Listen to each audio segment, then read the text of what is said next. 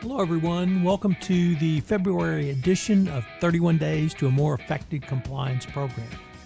Over the next month, I'm going to take a deep dive into the role of human resources in fully operationalizing a best practices compliance program. Each day, I will pick up one topic with three key takeaways which you can utilize to improve, enhance, or upgrade your compliance program. This series of 31 Days to a More Effective Compliance Program is a production of the Compliance Podcast Network. The Compliance Performance Appraisal Review. One of the ways to operationalize compliance is to drive it into the DNA of an organization through a performance review. Indeed, the DOJ guidance stated, incentive system. Have there been specific examples of actions taken, e.g. promotions or awards denied, as a result of compliance and ethics considerations? Who determines the compensation, including bonuses, as well as discipline and promotion of compliance personnel? Most human resource experts will opine that properly executed performance appraisals are critical to organizational productivity, as well as the development of employee skills and employee morale. Moreover, they can serve a couple of different functions for a best practices compliance program. First and foremost, they communicate to each employee their job performance from a compliance perspective. However, one key is not to approach the performance appraisal review as an isolated event, but rather as a continual process. This means that instead of trying to play catch-up at the last minute, supervisors should provide feedback and assess job performance throughout the year so annual reviews are grounded in a year's worth of experience. This includes the compliance component of each job. The second area performance appraisals impact is compensation. The DOJ expects that your compliance program will have both discipline and incentives, and those incentives need to be based on something. The score or other performance appraisal metrics will provide to you a standard which you can measure and use to evaluate for other purposes, such as employee promotion or advancement to senior management going forward. A 2014 Houston Business Journal article entitled 6 Ways to Make Performance Reviews More Productive provided 6 points which you can consider in your performance appraisal around compliance. I've adapted them for the compliance component of the annual employee performance appraisal. Number 1, prioritize reviews in your schedule. You should schedule the employee performance appraisal at least several days in advance rather than when a time slot suddenly opens. You should make sure that you allot sufficient time for an unhurried give and take between the reviewer and the employee. 2, review the entire year's performance. You should resist the attempt to focus the discussion on the latest compliance experience. This is called recency bias. If a compliance issue arose in the past month or so, you need to keep it in perspective for the entire review period. Moreover, by focusing a review on a recent problem, you may obscure prior accomplishments and make an employee feel demoralized. Take care not to get too much in the opposite direction, as recency bias can work both ways, and one should not let favorable events overshadow the full review period. 3, do not hesitate to critique. Be generous with praise where it is warranted, but do not hesitate to discuss improvements needed in the compliance arena. Many supervisors are reluctant to confront and indeed desire to avoid confrontation. However, remaining silent about an employee's compliance shortcomings is both a disservice to the company and the employee. 4, do not dominate the conversation.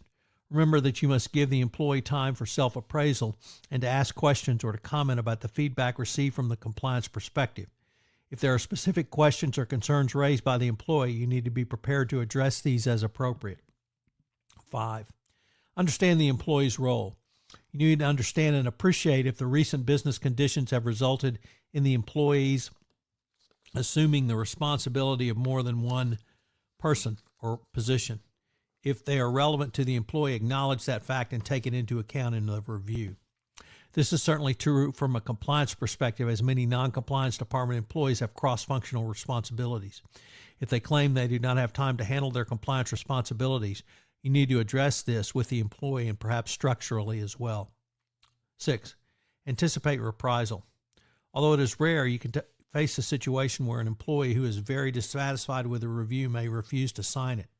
The employee may be offered an opportunity to add a statement to the review. Also point out that the employee signature is an acknowledgement of receiving the review and does not signify agreement. If the employee still refuses to sign, have a second supervisor come in and witness the refusal. This may be particularly important from the compliance perspective and certainly from the HR perspective. A proper annual review requires a considerable effort from an employee and supervisors. It should be a full year process involving regular guidance and feedback and perhaps several mini reviews along the way. But rather than viewing it as an onerous process, supervisors should keep in mind that it is a tool for making their departments work more efficiently and yield better results for everyone involved. I would add this is doubly important for compliance. The potential upside can be significant from your overall compliance perspective. So what are today's 3 key takeaways? Number 1, to incentivize compliance, you must accurately apprise and appraise senior managers and employees around compliance. It is more than simply what gets measured, what gets managed. You must actually manage employees and you must execute upon that management. As Jay Martin continually reminds us, execution is where the rubber hits the road, and the same is true in the compliance employee appraisal process. Number 2, clearly communicate your expectations, then fairly evaluate employees on them. Have you set expectations for the next year? Do you have demonstrable KPIs that an employee can follow? If not, you need to come up with some so that employees will understand what's expected of them going forward. And finally, don't forget that an annual employee appraisal review can occur multiple times throughout the year. I think the better practice now is to do such multiple ongoing appraisals because it keeps employees fresh around compliance and their obligations. Indeed, it's another way to communicate a company's desire to embed compliance and fully operationalize compliance if you bring this up multiple times during the year.